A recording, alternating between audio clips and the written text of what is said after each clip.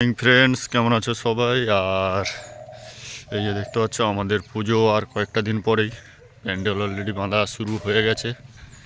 আর এই দেখো, আর আজকের কুয়াশাটা দেখেছো? এই দেখো, প্যান্ডেল বাঁধা চলছে অলরেডি। আর আজকের কুয়াশাটা দেখো, পুরো একদম সাদা হয়ে গেছে, মানে সামনে কিছু দেখাও যাচ্ছে না।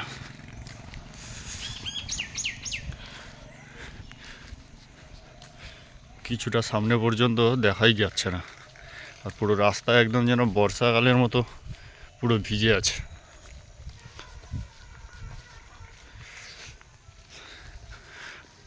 আর আমি এখন যাব কাকদ্বীপ, তবে একটু দেরি করব, কেননা এত কুয়াশা পড়েছে।